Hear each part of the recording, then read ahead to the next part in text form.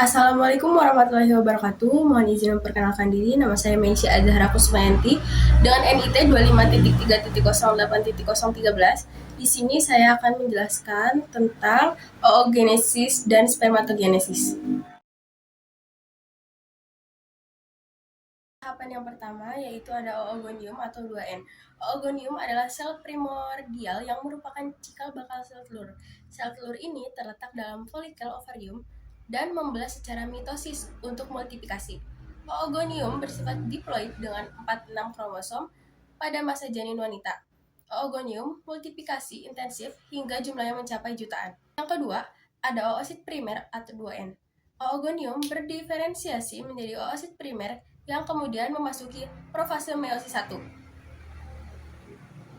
Namun, oosit primer berhenti pada profase 1 dan akan tetap berhenti hingga wanita mencapai pubertas. Oosit primer memiliki ukuran besar karena mengandung banyak sitoplasma dan tetap bersifat diploid dengan 42 kromosom atau 2 kromatid. Oosit primer ini sudah terbentuk saat wanita masih sebagai janin. Yang ketiga, ada oosit sekunder N plus badan polar 1N. Setelah pubertas, setiap bulan, satu oosit primer melanjutkan meiosis 1. Meiosis 1 menghasilkan oosit sekunder yang besar atau haploid N23 kromosom pada badan polar pertama yang kecil atau haploid N23 kromosom. Pembagian sitoplasma tidak seimbang. Oosit sekunder mendapatkan hampir semua sitoplasma, sementara badan polar pertama sangat kecil dan biasanya degenerasi. Oosit sekunder kemudian masuk ke metafase meiosis 2 dan berhenti di tahap ini. Tahapan yang terakhir yaitu ada ovum N plus badan polar 2N. Oosit sekunder yang berhenti di metafase 2 keluar dari ovarium saat ovulasi dan siap dibuahi selama 24 jam. Jika terjadi fertilisasi atau dibuahi oleh sperma, meiosis 2 selesai, menghasilkan ovum matang yang fungsional atau haploid N23 kromosom dan badan polar kedua, haploid N23 kromosom. Jika tidak terjadi fertilisasi, oosit sekunder mati dan dikeluarkan bersama darah haid. Nah, ini dia tahapan pada oogenesis dan spermatogenesis. Selanjutnya ada tahapan dari spermatogenesis.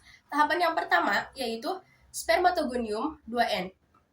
Spermatogonium adalah sel germinal primordial yang terletak di tubulus seminiferus testis. Spermatogonium membelah secara mitosis, menghasilkan dua jenis sel. Yang pertama sel cadangan yang tetap sebagai spermatogonium dan sel yang berkembang menjadi spermatosit primer. Spermatogonium bersifat haploid dengan 46 kromosom. Proses ini dimulai saat pubertas dan berlangsung terus-menerus. Kedua, ada spermatosit primer atau 2N. Spermatogonium yang berkembang membesar menjadi spermatosit primer dan memasuki meiosis 1.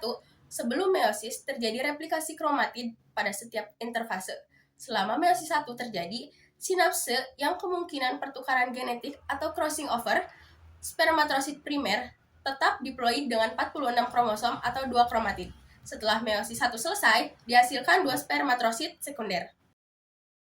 Tahapan yang ketiga yaitu ada spermatosit sekunder atau N.